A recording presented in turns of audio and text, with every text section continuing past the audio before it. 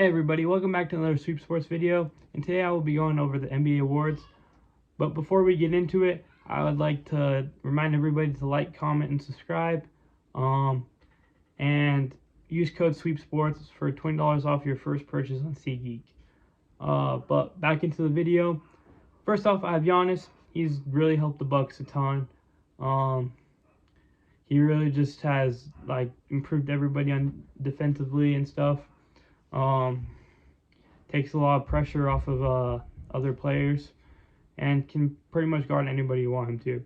And pretty much same thing with Bam. I think the Heat have a little bit better defenders overall, but Bam has really helped their defense a lot. Next up, I have Jaren Jackson Jr.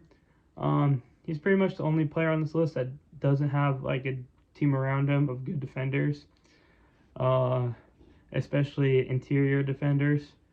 They have Dylan Brooks, but outside of him, there's not really any elite defenders. Next, I have Brook Lopez. Like I said, the Bucks' defense is just incredible, and Giannis and Lopez are the main parts of that. And then next up, I have Evan Mobley. The Cavs have a very good defense, and Mobley is the main piece of that. So yeah, and then next I have Sixth Man of the Year. Russell Westbrook has been incredible this year, coming off the bench. He started off the season slow, and then they put him on the bench, and he has just really improved a lot. And I think it's good because he's like running the second unit and stuff. And that I think that's what he does best, is helps raise the floor of teams with bad players. And then next I have Jordan Poole. He's really stepped in when Steph Curry's out and does like the same thing, so they don't have to change up their whole game plan. I know that's been a thing. That Jordan Poole is similar to Curry, so they don't have to change everything they have. So they can just keep running the same system. And then Malcolm Brogdon, pretty much the same thing with Westbrook.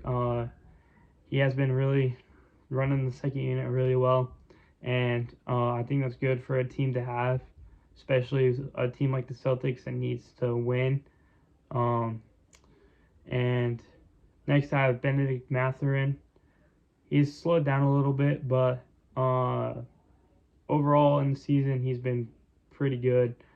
And Christian Wood, he takes a lot of pressure off of LUKA, and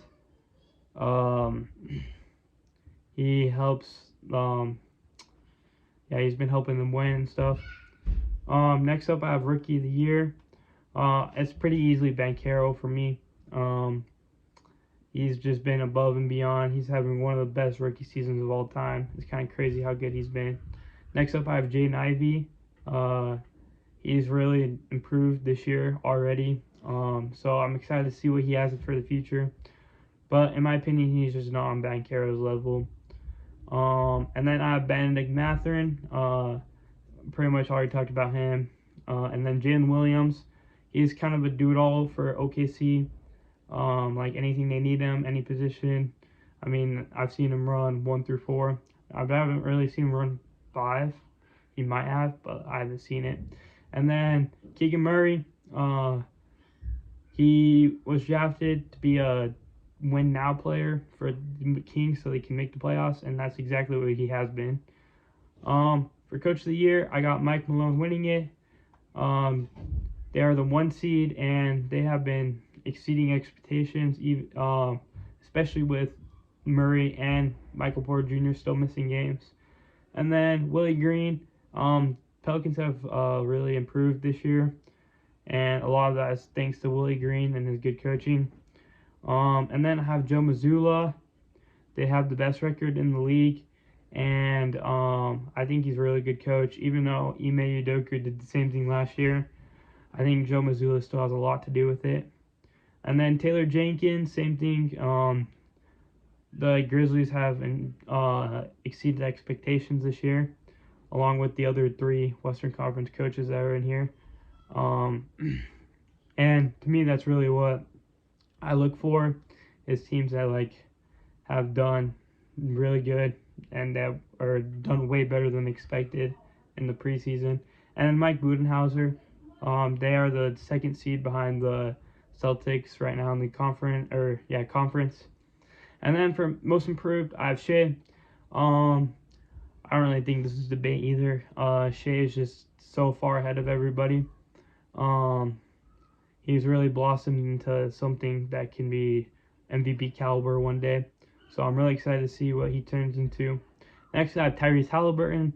I'm really high on Tyrese Halliburton. He's leading the league in assists and has not very many turnovers. And then next is Anthony Simons. He's been what they wanted what they want, and kind of been the same as Dame. Next, I have Lauri Markkanen. Lauri has just improved on the Jazz, probably because he's been the best player, and he's been given more of an opportunity, and he's very talented. Next is Bull. Same thing with Lauri Markkanen. He's been given more of an opportunity, and he's really taken advantage of it. And for the one you've all been waiting for, MVP. I have LUKA winning it. He just had a 60-20-10 game, and he's been really well this year. And then Tatum, they have like I said, they have the best record in the league, and he's the best player on that team. Doing it on offense and defense. Next I have Giannis. Same thing with Tatum, leading one of the best teams in the league on offense and defense, best player. And then Embiid, he had one of the best regular season games of all time, and has really improved the Sixers a lot.